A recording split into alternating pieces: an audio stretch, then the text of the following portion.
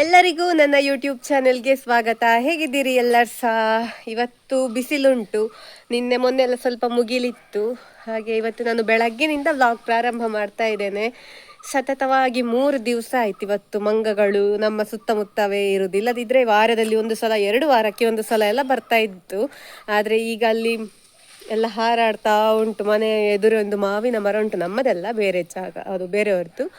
ಅದರಲ್ಲಿ ಹಾರ್ತಾ ಉಂಟು. ಇವತ್ತು ಬೆಳಿಗ್ಗೆ 3-4 ಬೊಂಡ ಕೆಳಗೆ ಹಾಕಿದ್ದು ಕೇಳ್ತಾ ಇತ್ತು. ಹಲಸಿನಕಾಯಿ ತಿಂತ ಉಂಟು. ಹಾಗೆಲ್ಲ ಸಾಕಷ್ಟು ಉಪದ್ರ ಮಾಡ್ತಾ ಉಂಟು. ಆದರೆ ಎಂತ ಮಾಡ್ಲಿಕ್ಕೆ ಆಗುದಿಲ್ಲ ಅಲ್ವಾ. ಹಾಗೆ ನಿಮ್ಗೊಂದು ತೋರಿಸ್ತೇನೆ ನೋಡಿ. ಇದೆಂತ ಗೊತ್ತಾಯ್ತಾ, ಮೊನ್ನೆ ನಮ್ಮಲ್ಲಿ ಕೊಬ್ಬರಿ ಎಲ್ಲ ಒಣಗಿಸಿ ಅಡುಗೆ ಎಣ್ಣೆ ಮಾಡಲಿಕ್ಕೆ ತೆಕ್ಕೊಂಡು ಹೋಗಿದ್ದೇವಲ್ಲ, ಅದು ಸಿಕ್ಕಿದೆ ಎಣ್ಣೆ ನಮಗೆ.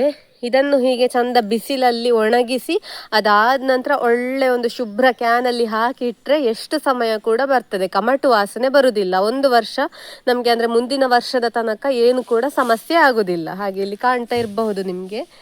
ಈ ರೀತಿ ಒಳ್ಳೆ ಬಿಸಿಲಲ್ಲಿ ಒಣಗಿಸಿ ಒಂದು ಒಳ್ಳೆ ಕ್ಯಾನಲ್ಲಿ ಹಾಕಿಟ್ರೆ ಬೆಸ್ಟ್, ಒಳ್ಳೆ ಪರಿಮಳ ಹಾಗೆ ಇರ್ತದೆ. ನಮ್ಮ ಮನೆಯ ಹಿಂದೆ ಬರೆಯಲ್ಲಿ ಉಂಟಲ್ವಾ, ಹಾಡೆ ಬಳ್ಳಿದ್ದು ಕಾಯಿ ಉಂಟು ನೋಡಿ. ಈ ಕಾಯಿಯನ್ನು ನಾನು ನಿಮಗೆ ತುಂಬ ಹಿಂದೆ ತೋರಿಸಿದ್ದೆ, ನೆನಪಿರಬಹುದು. ಹಾಗೆ ನಮ್ಮ ಮನೆಯ ಹತ್ತಿರ ಕೂಡ ಉಂಟು, ಕಾಣ್ತಾ ಇರಬಹುದು. ಹಾಗೆ ಇನ್ಸ್ಟಾಗ್ರಾಮಿಗೆಲ್ಲ ಒಂದು ಹಂಚಿಕೊಳ್ಳುವ ಅಂತ ಇವತ್ತು ಈ ಕಾಯಿಯನ್ನು ಕೊಯ್ದು ವಿಡಿಯೋ ಮಾಡಿದ್ದೇನೆ. ಅದನ್ನು ಇಲ್ಲಿ ಕೂಡ ಹಂಚಿಕೊಳ್ತೇನೆ, ಆಯ್ತಾ. ಕಾಡಿನ ದ್ರಾಕ್ಷಿ ತೋರಿಸ್ಬೇಕಾ ನಾನು ನಿಮಗೆ? ನೋಡಿ ಅಂತೆ, ಕಾಡಿನ ದ್ರಾಕ್ಷಿ. ತಿನ್ಲಿಕ್ಕಾಗುವ ದ್ರಾಕ್ಷಿ ಅಲ್ಲ, ನೋಡ್ಲಿಕ್ಕೆ ಮಾತ್ರ ಇದು ದ್ರಾಕ್ಷಿ. ದ್ರಾಕ್ಷಿ ಗೊಂಚಲಿನ ಹಾಗೆ ಕಾಣುವ ಈ ಕಾಯಿ ಉಂಟಲ್ವಾ, ಹಾಡೆ ಬಳ್ಳಿಯಲ್ಲಿ ಬಿಡುವ ಕಾಯಿ, ಆಯ್ತಾ.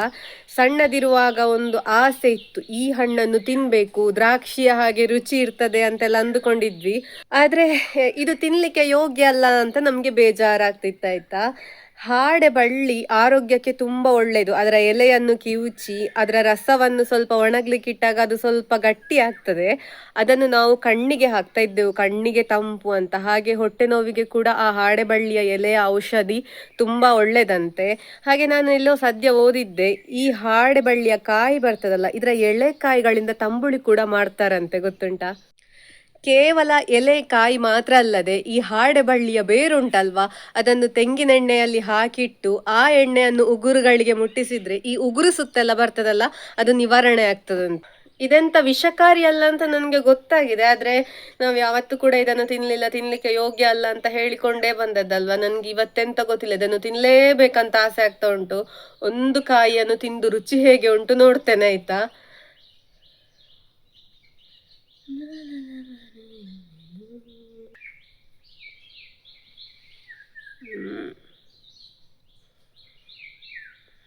ಒಂಥರ ಕಹಿ, ಫುಲ್ ಕಹಿ ಉಂಟು. ಅದರ ಜೊತೆಗೆ ಒಂಥರ ವಾಸನೆ ಎಲ್ಲ ಬರ್ತದೆ, ಅಷ್ಟು ಒಳ್ಳೇದಿಲ್ಲ. ನೋಡ್ಲಿಕ್ಕೆ ಮಾತ್ರ ಚಂದ, ರುಚಿ ಇಲ್ಲ ಹಣ್ಣು. ಹಾಗಾಗಿ ನನ್ನ ಒಂದು ಪ್ರಯತ್ನ ವ್ಯರ್ಥ ಆಯಿತು. ಈ ಮಾಹಿತಿಯನ್ನು ನಾನು ಫೇಸ್ಬುಕ್ ಹಾಗೆ ಇನ್ಸ್ಟಾಗ್ರಾಮಲ್ಲಿ ಹಂಚಿಕೊಂಡಾಗ ಇದರ ಬಗ್ಗೆ ಮತ್ತಷ್ಟು ವಿಷಯಗಳು ನನಗೆ ಗೊತ್ತಾಯಿತು. ಒಬ್ಬರು ಹೇಳ್ತಾ ಇದ್ರು, ಅವರ ಪರಿಚಯದವರ ಯಾರದೋ ಒಂದು ಮಗು ಒಂದೇ ಸಮನೆ ಅಳುದಂತೆ, ಅದಕ್ಕೆ ಎಂಥ ಪರಿಹಾರವೇ ಸಿಕ್ಕಿರ್ಲಿಲ್ಲಂತೆ. ಆಗ ಒಬ್ಬರಿಲ್ವಾ ಈ ಹಾಡೆ ಬಳ್ಳಿಯ ಬೇರನ್ನು ತೆಕ್ಕೊಂಡು ಹೋಗಿ ಕೊಟ್ಟು ಹೇಳಿದ್ರಂತೆ, ಎದೆ ಹಾಲಿನ ಜೊತೆಗೆ ತೇದು ಒಂದು ಕಡಲೆ ಗಾತ್ರದ ಆ ಒಂದು ಮಿಶ್ರಣವನ್ನು ಕೊಟ್ರೆ ಮಗು ಅಳುದು ನಿಲ್ಲಿಸ್ತದೆ ಅಂತ. ಹಾಗೆ ಆ ಚಿಕಿತ್ಸೆ ಮಾಡಿ 1 ಗಂಟೆಯಲ್ಲಿ ಮಗು ಅಳುದು ನಿಲ್ಲಿಸಿದೆ ಅಂತ ಹೇಳ್ತಾ ಇದ್ರು. ಹಾಗೆ ಮತ್ತೊಬ್ಬರು ಹೇಳುವ ಪ್ರಕಾರ ಈ ಹಾಡೆ ಬಳ್ಳಿಯ ಕಾಯಿಯನ್ನು ಹುರಿದು ಚಟ್ನಿ ಪುಡಿ ಮಾಡಿಟ್ಟುಕೊಂಡ್ರೆ ದೇಹದ ನಂಜಿಗೆ ಅದು ದಿವ್ಯ ಔಷಧ ಅಂತೆ. ಅದಲ್ಲದೆ ಕುತ್ತಿಗೆಯಲ್ಲಿ ಕೆಡುವಂತ ಸಣ್ಣ ಸಣ್ಣ ಚರ್ಮದ ಗಂಟು ಬರ್ತದಲ್ಲ, ಅದಕ್ಕೆ ಈ ಹಣ್ಣಿನ ರಸವನ್ನು ಹಿಂಡಿದ್ರೆ ಅದು ಕೂಡ ಕಡಿಮೆ ಆಗ್ತದಂತೆ. ಇದರ ಎಲೆಯನ್ನು ಚಂದ ಕಿವುಚಿ ತಲೆ ಕೂದಲಿಗೆ ಹಚ್ಚಿಕೊಂಡ್ರೆ ಅದು ದೇಹಕ್ಕೆ ತಂಪಂತೆ. ಹಾಗೆ ಕೂದಲಿನ ಆರೋಗ್ಯಕ್ಕೆ ಕೂಡ ತುಂಬಾ ಒಳ್ಳೆಯದಂತೆ. ಅದಲ್ಲದೆ ಇದರ ಎಲೆಯ ರಸ ಉಂಟಲ್ವಾ, ಉರಿಮೂತ್ರಕ್ಕೆ ತುಂಬಾ ಒಳ್ಳೆಯ ಮದ್ದು ಕೂಡ ಅಂತೆ. ಹೀಗೆ 10 ಹಲವು ಸಾಕಷ್ಟು ಪ್ರಯೋಜನಗಳು ಉಂಟು ಅಂತ ಹೇಳುದು ನನಗೆ ಕೂಡ ಇವತ್ತೇ ಗೊತ್ತಾದದ್ದಾಯ್ತಾ. ನಿಮಗೆ ಕೂಡ ಈ ಬಗ್ಗೆ ಮತ್ತಷ್ಟು ಮಾಹಿತಿಗಳು ಗೊತ್ತಿದ್ರೆ ಕಮೆಂಟಲ್ಲಿ ತಿಳಿಸಿ, ಆಯ್ತಾ. ಇಲ್ಲಿ ಕಾಣ್ತಾ ಇರಬಹುದು, ಬಿಸಿಲಿಗಿಟ್ಟಂತಹ ಈ ತೆಂಗಿನೆಣ್ಣೆ ಉಂಟಲ್ಲ, ಮುಟ್ಟಿದ್ರೆ ಬಿಸಿ ಬಿಸಿ ಉಂಟು. ಈಗ ಕೂಡ ಪಾತ್ರೆ, ಗೊತ್ತುಂಟಾ, ಎಣ್ಣೆ ಬಿಸಿಯಾಗಿದೆ ಕಾಣ್ತದೆ. ಅಂತಹ ಬಿಸಿಲು ಇವತ್ತಿನ ಬಿಸಿಲು ಎಷ್ಟು ಖಾರ ಇತ್ತಂತ ಹೇಳಿದ್ರೆ, ಮನೆ ಒಳಗೆ ಕೂತ್ಕೊಂಡಿದ್ದೇವೆ, ಒಂಥರ ಬಿಸಿ ಬಿಸಿ ಗಾವು ಮುಖಕ್ಕೆ ಹೊಳಿತಾ ಉಂಟು, ಅಷ್ಟು ಬಿಸಿಲಿತ್ತು. ಈ ಗಿಡಗಳೆಲ್ಲ ಹೇಗೆ ಆ ನೇರ ಸೂರ್ಯನ ತಾಪವನ್ನು ಕಿರಣವನ್ನೆಲ್ಲ ಸಹಿಸಿಕೊಳ್ತದೋ ಗೊತ್ತಿಲ್ಲ. ಹಾಗೆ ಎಂತ ಮಾಡ್ಲಿಕ್ಕೆ ಆಗುದಿಲ್ಲ. ಮತ್ತೆ ಫ್ಯಾನ್ ಹಾಕಿದ್ರೆ ಕೂಡ ಅದು ಬಿಸಿ ಬಿಸಿ ಗಾಳಿಯ ಬರುದಲ್ಲ. ನಾವು ಮನೆಯಲ್ಲಿ ತುಂಬಾ ಕಡಿಮೆ ಹಗಲು ಫ್ಯಾನ್ ಹಾಕಿಕೊಂಡು ಕೂತ್ಕೊಳ್ಳುದಂತ ಇಲ್ಲ. ನಮ್ಮದು ಹಂಚಿನ ಮನೆ ಆದ ಕಾರಣ ಸ್ವಲ್ಪ ಸಹಿಸಿಕೊಳ್ಳಿಕ್ಕೆ ಆಗ್ತದೆ ಅಂತ ಹೇಳುದೊಂದು ನಮ್ಗೆ ನೆಮ್ಮದಿ. ಅದು ಬಿಟ್ರೆ ಟೆರೆಸ್ ಮನೆಯಲ್ಲೆಲ್ಲಾದ್ರೆ ಖಂಡಿತ ಆಗ್ಲಿಕ್ಕಿಲ್ಲ ಅಲ್ವಾ. ನೋಡಿ, ನಮ್ಮ ಅಜ್ಜಿ ಬುಡ್ಕದ್ದು ಗಿಡ ಎಲ್ಲ ಒಣಗಿ ಹೋಗಿದೆ, ಬಿಸಿಲಿಗೆ ಕಾಣ್ಬೇಕು. ಹಣ್ಣಾಗಿದೆ, ಹಣ್ಣು ತಿಂತಾ ಇರ್ತೇವೆ, ಬಂದು ಬಂದು ಕಾಣ್ತಾ ಇರ್ಬೋದು. ಮತ್ತೆ ನಾನು ಕ್ವಶನ್ ಆನ್ಸರ್ ವಿಡಿಯೋ ಆದ ನಂತರ ಹಾಕಿದಂತಹ ವಿಡಿಯೋಗಳಿಗೆ ಎಲ್ಲರೂ ಕಮೆಂಟ್ ಮಾಡಿದ್ದೀರಿ. ಆದರೆ ನನಗೆ ಯಾರ ಕಮೆಂಟಿಗೆ ಕೂಡ ಉತ್ತರ ಕೊಡ್ಲಿಕ್ಕೆ ಆಗಲಿಲ್ಲ. ಅಂದರೆ ಎಲ್ಲ ಓದಿದ್ದೇನೆ, ಕಮೆಂಟಿಗೆ ರಿಪ್ಲೈ ಕೊಡಲಿಲ್ಲ. ಹುಷಾರಿಲ್ಲದ ಕಾರಣ ನನಗೆ ಅಷ್ಟು ಮತ್ತೆ ತಾಳ್ಮೆ ಕೂಡ ಇಲ್ಲ ಎಲ್ಲರಿಗೆ ರಿಪ್ಲೈ ಕೊಡುವಷ್ಟು. ಆದರೆ ಎಲ್ಲರ ಕಮೆಂಟ್ ಓದಿದ್ದೇನೆ, ಸಾಧ್ಯ ಆದರೆ ಕಡಿಮೆ ಆದ ನಂತರ ರಿಪ್ಲೈ ಕೊಡ್ತೇನೆ. ಹಾಗಂತ ಹೇಳಿ ಇನ್ನು ಕಮೆಂಟ್ ಎಲ್ಲ ಮಾಡದೆ ಕೂತ್ಕೊಳ್ಬೇಡಿ ಆಯ್ತಾ. ನಾಯಿಗಳು ಬೊಗಳ್ತಾ ಉಂಟು, ಗುಡ್ಡದಲ್ಲಿ ಪರಪರ ಕೇಳ್ತಾ ಉಂಟಂತೆ, ಎಂತ ಅಂತ ನೋಡಿ ಬರ್ತೇನೆ.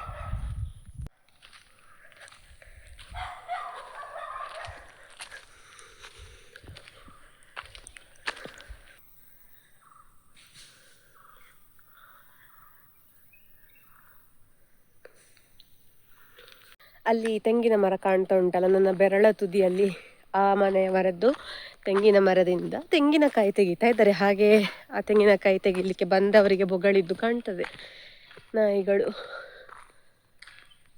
ಅಮ್ಮನಿಗೆ ಗುಡ್ಡದಲ್ಲಿ ಎಂಥದೋ ಈ ನವಿಲುಗಳೆಲ್ಲ ಹೋದಾಗ ಶಬ್ದ ಆಗ್ತದಲ್ಲ, ಹಾಗೆ ಕೇಳಿತು ಅಂತ ಹೇಳಿದ್ರು.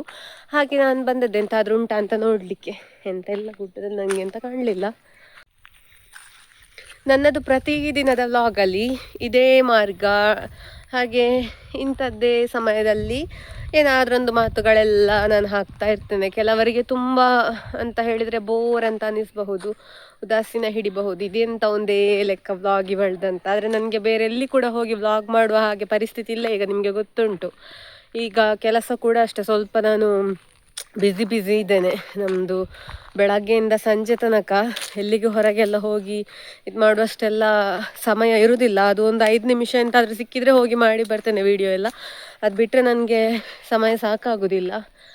ಹಾಗೆ ಅದಲ್ಲದೆ ಸಂಜೆ ಆದ ನಂತರ ಬೇರೆ ಎಲ್ಲಿಗೆ ಕೂಡ ಹೋಗುವ ಹಾಗೆ ಅಂದರೆ ಮನಸ್ಸು ಬರುವುದಿಲ್ಲ ಎಲ್ಲಿಗೆ ಹೋಗ್ಬೇಕಂತ ಕೂಡ.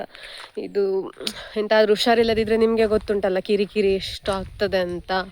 ಹಾಗೆ ತೋಟಕ್ಕೆಲ್ಲ ಹೋಗ್ಬೋದಿತ್ತಿಲ್ಲದಿದ್ದರೆ ನನಗೆ ಕೂಡ್ತಾ ಇಲ್ಲ. ಆದ ಕಾರಣ ನಾನು ಕೇವಲ ಇಲ್ಲಿಗೆ ಬರೋದೇ ದೊಡ್ಡದು. ಹಾಗೆ ಇಲ್ಲಿ ಬಂದು ಸ್ವಲ್ಪ ಮಾತಾಡಿ ಎಲ್ಲ ಹೋಗುವ ಅಂತ ಅಂದುಕೊಳ್ಳೋದು. ಹಾಗಾಗಿ ಈ ಒಂದು ಸೆಗ್ಮೆಂಟ್, ಈ ಒಂದು ಮಾರ್ಗದಲ್ಲಿ ವಾಕ್ ಹೋಗಿಕೊಂಡು ಮಾತಾಡುವ ಒಂದು ವಿಷಯ ನಿಮಗೆ ಬೋರ್ ಅನ್ನಿಸ್ತದೆ ಅಂತ ಹೇಳಿದರೆ ಕ್ಷಮೆ ಇರಲಿ. ಇನ್ನೊಂದು 2-3 ದಿವಸ ಅದಾದ ನಂತರ ಕಡಿಮೆ ಆಗ್ತದೆ ಅಂತ ಭಾವಿಸ್ತೇನೆ. ಕಡಿಮೆ ಎಲ್ಲ ಆದ ನಂತರ ಮತ್ತೆ ಬೆಂಗಳೂರಿಗೆ ಹೋದ ನಂತರ ಅಲ್ಲಿ ಎಂತೆಲ್ಲ ಉಂಟು, ಎಂತೆಲ್ಲ ವೀಡಿಯೋ ಮಾಡಲಿಕ್ಕೆ ಆಗ್ತದೆ, ವೀಡಿಯೋ ಮಾಡಿದ್ರೆ ಎಡಿಟ್ ಮಾಡಲಿಕ್ಕೆ ಸಮಯ ಸಿಗ್ತದಾ, ಎಡಿಟ್ ಮಾಡಿದರೆ ಅಪ್ಲೋಡ್ ಮಾಡಲಿಕ್ಕೆ ನೆಟ್ವರ್ಕ್ ಸಿಗ್ತದಾ, ಹೀಗೆಲ್ಲ ಸಾವಿರಾರು ಗೊಂದಲಗಳುಂಟು. ನೋಡುವ, ಕಾದು ನೋಡುವ. ಎಲ್ಲದಕ್ಕೂ ಕಾಲವೇ ಉತ್ತರ ಕೊಡಬೇಕಲ್ವಾ. ನನಗೆ ಪೇರಳೆ ಮರದಲ್ಲಿ ಪೇರಳೆ ಉಂಟಾ ಅಂತ ನೋಡಿ ಹೋಗುದು. ಹಾಗೆ ಇಲ್ಲಿ ನನ್ನ ತಲೆ ಮೇಲೊಂದು ಮಾವಿನ ಮರ ಕಾಣ್ತಾ ಇರಬಹುದು. ಮರ ಅಂತ ಹೇಳಿದರೆ ತುಂಬ ದೊಡ್ಡ ಮರ ಅಲ್ಲ, ನಾವು ಅದಕ್ಕೆ 3 ವರ್ಷದ ಮಾವಿನಕಾಯಿ ಅಂತ ಹೇಳೋದು. ಹಾಗೆ ಅದು ನಮ್ಮದೇ ಇಲ್ಲಿ ಮನೆಯ ಕೆಳಗೊಂದು ಮನೆ ಉಂಟು, ಅವರದ್ದು ಮರ. ಅದರಲ್ಲಿ ಎಡೆಯಲ್ಲಿ ಮಾವಿನಕಾಯಿ ಕಂಡಿತ್ತು ನನಗೆ. ಹಾಗೆ ಈಗ ಕೂಡ ಹೂ ಬಿಡ್ತಾ ಉಂಟು ಕೆಲವು ಕಡೆ ಎಲ್ಲ, ಅದರಲ್ಲಿ ಗೆಲ್ಲುಗಳಲ್ಲಿ. ಒಂಥರ ಪ್ರಕೃತಿಯ ವಿಶೇಷ ನೋಡಿ ಅಂತೆ. ಆಲ್ರೆಡಿ ಕಾಯಿ ಬಿಟ್ಟು ಕಾಯಿ ಒಂದಿಷ್ಟು ದೊಡ್ಡಾಗಿದೆ, ಪುನಃ ಹೂ ಬಿಡ್ತಾ ಉಂಟು, ಚಿಗುರ್ತಾ ಉಂಟು. ಹವಾಮಾನ, ವಾತಾವರಣ ಇದೆಲ್ಲವೂ ಕೂಡ ಬದಲಾಗ್ತಾ ಇದ್ದ ಹಾಗೆ ಪ್ರಕೃತಿಯಲ್ಲಿ ಕೂಡ ಬದಲಾವಣೆಗಳು ಕಾಣ್ತದೆ ಅಂತ ಹೇಳೋದಕ್ಕೆ ಒಂದು ಉದಾಹರಣೆ ಅಂತ ಹೇಳ್ಬೋದಲ್ವಾ. ಹೀಗೆ ನೋಡಿ ಈ ಒಂದು ಪುಟ್ಟ ಜಾಗದಲ್ಲಿ ನಾನು ಆಚೆ ಈಚೆ ಹೋಗುವಾಗ ಎಂತೆಲ್ಲ ಗಮನಿಸ್ತಾ ಇರ್ತೇನೆ. ಎಷ್ಟೊಂದು ವಿಷಯಗಳು ಕಲೀಲಿಕ್ಕೆ ಸಿಗ್ತದೆ, ಎಷ್ಟೊಂದು ವಿಚಾರಗಳು ಹೊಸತು ಅಂತ ಕಾಣ್ತದೆ, ಎಷ್ಟೊಂದು ಪ್ರಕೃತಿಯ ಬಗ್ಗೆ ತಿಳಿದುಕೊಳ್ಳುವ ಒಂದು ಅವಕಾಶ ಸಿಗ್ತದೆ. ಹಾಗಿರುವಾಗ ನಾವು ನಮಗೆ ಗೊತ್ತಿಲ್ಲದಂತಹ ಎಷ್ಟೆಷ್ಟೋ ಜಾಗಗಳಿಗೆಲ್ಲ ಭೇಟಿ ಕೊಟ್ಟಾಗ ನಮಗೆ ಪ್ರಕೃತಿಯ ಬಗ್ಗೆ ಎಲ್ಲ ಎಷ್ಟು ಕಲೀಲಿಕ್ಕೆ ಸಿಗಬಹುದು. ಹಾಗೆ ಬೇರೆ ಬೇರೆ ಊರುಗಳಿಗೆಲ್ಲ ಹೋದಾಗ ಕೂಡ ಅಷ್ಟೇ, ಅಲ್ಲಿ ಆಚಾರ ವಿಚಾರಗಳೆಲ್ಲ ಕಲೀಲಿಕ್ಕೆಲ್ಲ ಸಿಗ್ತದಲ್ವಾ. ಹಾಗೆ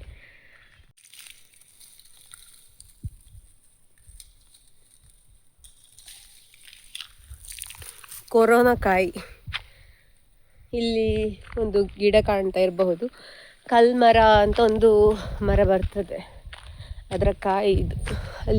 ಅಲ್ಲೊಂದು ಗುಡ್ಡ ಉಂಟು, ಆ ಗುಡ್ಡದಲ್ಲಿರುವುದೆಲ್ಲ ಇದೇ ಕಲ್ಮರಗಳು, ಕಲ್ಮರ ಗುಡ್ಡೆ ಅಂತಲೇ ಹೇಳುವುದು ಅದನ್ನು. ಹಾಗೆ ಈ ಕಾಯಿಯನ್ನು ನೋಡಿದಾಗ ನನಗೆ ಕೊರೋನಾ ಸಮಯ ನೆನಪಾಗುವುದು. ನಮ್ಮ 2020ನೇ ಇಸವಿ, 2019ರಿಂದ ಪ್ರಾರಂಭ ಆದ ಒಂದು ಮಹಾಮಾರಿ, ಇಡೀ ನಮ್ಮ ಜಗತ್ತನ್ನೇ ಅಲ್ಲೋಲ ಕಲ್ಲೋಲ ಮಾಡಿದಂತಹ ಒಂದು ವೈರಸ್ ಉಂಟಲ್ವಾ, ಅದನ್ನು ನೆನಪಾಗುದು. ಅದು ಹೀಗೆ ಅಲ್ವಾ ನೋಡಲಿಕ್ಕೆ, ಬ್ಯಾಕ್ ಕ್ಯಾಮರಾದಲ್ಲಿ ತೋರಿಸ್ತೇನೆ ನೋಡಿ. ಮುಳ್ಳು ಮುಳ್ಳು ಒಂಥರ ನೋಡಲಿಕ್ಕೆ ಕೂಡ ಚಂದ, ಅಷ್ಟೇ ಇದು ಚೂಪು ಕೂಡ, ಹೀಗೆ ಮುಟ್ಟುವಾಗ ತಾಗ್ತದೆ ಕೈಗೆ.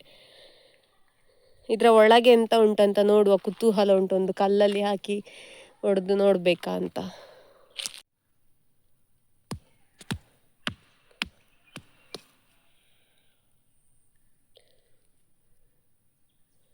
ವಾವ್, ಆ ರಚನೆಗಳು ನೋಡಿ, ಅಂತೆ ಒಂಥರ ಕೂದಲಿನ ರೀತಿ ಇಲ್ಲಿ ಬರುವಂತಹ ರಚನೆಗಳು ಚಂದ ಉಂಟು ನೋಡ್ಲಿಕ್ಕೆ. ಅಮ್ಮ ಮಲ್ಲಿಗೆ ಕೊಯ್ತಾ ಇದ್ದಾರೆ, ಮಲ್ಲಿಗೆ ಆಗಿದೆ ತುಂಬಾ, ಇಲ್ಲಿ ಕಾಣ್ತಾ ಇರಬಹುದು ಮಲ್ಲಿಗೆ. ಹೂವು ನೋಡಿ ಅಂತೆ, ಕರಿಬೇವು ಸೊಪ್ಪಿದ್ದು. ನನಗೆ ಪರಿಮಳ ಗೊತ್ತಾಗುದಿಲ್ಲ, ಪರಿಮಳ ಇದ್ರೂ ಕೂಡ ಚಂದ ಉಂಟು ಮಲ್ಲಿಗೆ. ಹಾಗೆ ತೋರಿಸ್ತೇನೆ, ಅಂದ್ರೆ ನೋಡಿರ್ತೀರ ಹೆಚ್ಚಿನವರು, ಯಾಕಂತ ಹೇಳಿದ್ರೆ ಸಾಮಾನ್ಯವಾಗಿ ಎಲ್ಲರ ಮನೆಯಲ್ಲಿ ಒಂದಾದ್ರೂ ಕರಿಬೇವಿನ ಸೊಪ್ಪಿನ ಗಿಡ ಇರ್ತದೆ, ಬೆಂಗಳೂರಲ್ಲಿ ಆದ್ರೂ ಕೂಡ ಅಷ್ಟೇ.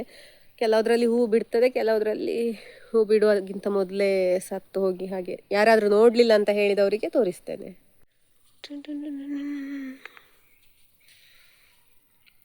ನೋಡಿ ಎಷ್ಟು ಚಂದ ಉಂಟು ಅಂತ, ಒಂಥರ ಮಲ್ಲಿಗೆಯ ಹಾಗೆ ಉಂಟು. ಮೊಗ್ಗುಗಳುಂಟು, ಒಂದೇ ಗೊಂಚಲಿನಲ್ಲಿ ಮೊಗ್ಗುಗಳುಂಟು, ಅರಳಿದ ಹೂಗಳುಂಟು, ಹಾಗೆ ಹಳೆಯ ಹೂಗಳುಂಟು, ಅದರ ಜೊತೆಗೆ ಪುಟ್ಟ ಪುಟ್ಟ ಕಾಯಿ ಕೂಡ ಆಗಿದೆ. ಈ ಜಾಗದಲ್ಲಿ ಇಲ್ಲಿ ಕಾಣ್ತಾ ಇರಬಹುದು, ನಿಮ್ಗೆ ಗೊತ್ತಿಲ್ಲ ನನಗೆ ಕ್ಯಾಮರಾದಲ್ಲಿ ಕಾಣ್ತದೆ ಅಂತ. ಪುಟ್ಟ ಪುಟ್ಟ ಕಾಯಿಗಳಾಗಿದೆ, ಹಾಗೆ ಚಂದ ಉಂಟು ಹೂ ನೋಡ್ಲಿಕ್ಕೆ. ಇದೆಲ್ಲ ಚಿಗುರಿದೆ, ಇದೊಂದು ಇಷ್ಟು ದಪ್ಪದ ಗಿಡ ಆಯ್ತಾ, ಎಲ್ಲ ಚಿಗುರಿದೆ. ಹಾಗೆ ಅಲ್ಲಿ ಒಂದು ಕಾಣ್ತಾ ಇರಬಹುದು, ಎಷ್ಟು ಸೊಂಪಾಗಿ ಉಂಟು ಅಂತ, ಅದರಲ್ಲಿ ಕೂಡ ಹೂ ಬಿಟ್ಟಿದೆ, ಚಂದ ಉಂಟು. ನಮ್ಮ ಭಾಗದಲ್ಲಿ ಎಲ್ಲ ಹೀಗೆ ಕರಿಬೇವು ಸೊಪ್ಪಿನ ಗಿಡಗಳು ಅಲ್ಲಲ್ಲಿ ಕಾಣಲಿಕ್ಕೆ ಸಿಗ್ತದೆ. ತುಂಬ ಸೊಂಪಾಗಿ ಬೆಳೆದಂತಹ ಈ ಕರಿಬೇವು ಸೊಪ್ಪೆಲ್ಲ ನೋಡುವಾಗ ನಮಗೆ ಈಗೆಂತ ಅನಿಸುದಿಲ್ಲ, ಬೆಂಗಳೂರಿಗೆ ಹೋದಾಗ ಅನಿಸುದು ಮನೆಯಲ್ಲಿ ಎಷ್ಟಿತ್ತು. ಒಂದು ಪುಳಿಯೋಗರೆ ಎಂತಾದ್ರೂ ಮಾಡುವಾಗ ಎಲ್ಲ ಕರಿಬೇವು ಸೊಪ್ಪಿಲ್ಲ ಅಂತ ಹೇಳಿದ್ರೆ ಊರಲ್ಲಿ ಮನೆಯಿಂದ ಹೊರಗೆ ಹೋಗಿ ತಕ್ಕೊಂಡು ಕೊಯ್ಕೊಂಡು ಬರ್ತಾ ಇದ್ವಿ ಅಡಿಗೆ ಮಾಡಲಿಕ್ಕೆ. ಇಲ್ಲಿ ಆದರೆ 10 ರೂಪಾಯಿ, 12 ರೂಪಾಯಿ, 5 ರೂಪಾಯಿ ಹೀಗೆಲ್ಲ ಕೊಡ್ತಾರಲ್ಲ ಅವರು. ನಾನು ಯಾವತ್ತೂ ಕೂಡ ಬೆಂಗಳೂರಲ್ಲಿ ಕರಿಬೇವು ಸೊಪ್ಪು ದುಡ್ಡು ಕೊಟ್ಟು ತೆಕ್ಕೊಳ್ಳೇ ಇಲ್ಲ. ನನಗೆ ಊರಿಂದ ಹೋಗುವಾಗ ಅಮ್ಮ ತೊಟ್ಟೆಯಲ್ಲಿ ಕಟ್ಟಿ ಕೊಡ್ತಾರೆ, 1 ವಾರಕ್ಕೆಲ್ಲ ಬರ್ತದೆ. ಅದಾದ ನಂತರ ಮತ್ತೆ ಮುಗೀತು ಅಂತ ಹೇಳಿದರೆ ಮತ್ತೆ ನೆಕ್ಸ್ಟ್ ಟೈಮ್ ಊರಿಗೆ ಬಂದಾಗ ವಾಪಸ್ ತೆಕ್ಕೊಂಡು ಹೋಗೋದು ಬಿಟ್ಟರೆ ನಾನು ಯಾವತ್ತೂ ಕೂಡ ಕರಿಬೇವು ಸೊಪ್ಪು ದುಡ್ಡು ಕೊಟ್ಟು ತೆಕ್ಕೊಳ್ಳೇ ಇಲ್ಲ. ಮಾರ್ಗದಲ್ಲೆಲ್ಲ ವಾಕ್ ಹೋಗಿ ಆದ ನಂತರ ಸುಮಾರು 6:30-7 ಗಂಟೆ ಎಲ್ಲ ಆದ ನಂತರ ಈ ಚಹಾ ಎಲ್ಲ ಕುಡಿದು ನಮ್ಮ ಈ ಜಗಲಿಯಲ್ಲಿ ನನ್ನದು ವಾಕ್ ಇರ್ತದೆ ಆಯ್ತು ಒಂದೊಂದ್ಸಲ. ಯಾಕಂತ ಹೇಳಿದರೆ ನನಗದು ಅಭ್ಯಾಸ ಆಗಿದೆ. ಯಾವಾಗ ಅಂತ ಹೇಳಿದರೆ ಬೆಂಗಳೂರಿಗೆ ಹೋದಾಗ ನಾನು ಸ್ವಲ್ಪ ಸಮಯ, ಅಂದರೆ 1-2 ವರ್ಷ ನನ್ನ ಅಕ್ಕನ ಮನೆಯಲ್ಲಿದ್ದೆ, ದೊಡ್ಡಮ್ಮನ ಮಗಳು ಮತ್ತು ಅವಳ ಗಂಡ ಅವರೆಲ್ಲ ಜೊತೆ ಇದ್ದಾಗ ಅವ್ರ ಜೊತೆ ಇದ್ದೆ. ಅಲ್ಲಿ ಕೂಡ ಅಷ್ಟೇ, ಅಲ್ಲಿ ರಾತ್ರಿ ಮನೆಗೆ ಫೋನ್ ಮಾಡುವಾಗ ಟೆರೆಸಲ್ಲಿ ವಾಕ್ ಮಾಡಿಕೊಂಡು ಹೋಗ್ತಾ ಇದ್ದದ್ದು ಮಾತಾಡಿಕೊಂಡು. ಆ ಒಂದು ವಾಕ್ ಮತ್ತೆ ನಾನು ರೂಮ್ ಮಾಡಿದ್ಮೇಲೆ ಅಲ್ಲಿ ಕೂಡ ಅಷ್ಟೇ ಕಂಟಿನ್ಯೂ ಆಯಿತು, ಟೆರೆಸಲ್ಲಿ ವಾಕ್ ಮಾಡಿಕೊಂಡು ಮಾತಾಡೋದು. ಹಾಗೆ ಇಲ್ಲಿ ಬಂದ ನಂತರ ನನಗೆ ಆ ಒಂದು ಅಭ್ಯಾಸ ಬಿಡಲಿಕ್ಕೆ ಮನಸ್ಸಿಲ್ಲ. ಹಾಗೆ ಇಲ್ಲಿ ರೀಲ್ಸ್ ಎಂತಾದರೂ ನೋಡಿಕೊಂಡು ಒಂದು ಆಚೆ ಈಚೆ ಒಂದು ಸ್ವಲ್ಪ ಹೊತ್ತು ವಾಕ್ ಮಾಡಿ ಮತ್ತೆ ಇಲ್ಲಿ ಸೋಫಾದಲ್ಲಿ ಕೂತ್ಕೊಂಡು ಟಿ ವಿ ಎಂತಾದರೂ ನೋಡೋದು. ಅಪ್ಪ ಎಲ್ಲ ಟಿ ವಿ ನೋಡ್ತಾ ಇರುವಾಗ ಅಪ್ಪನ ಜೊತೆ ಕೂತ್ಕೊಂಡು ಟಿ ವಿ ಎಲ್ಲ ನೋಡಿ ಮತ್ತೆ ಅವ್ರು ಮಲಗುವಾಗ ನಾನು ಸಹ ಮಲಗಲಿಕ್ಕೆ ಹೋಗೋದು.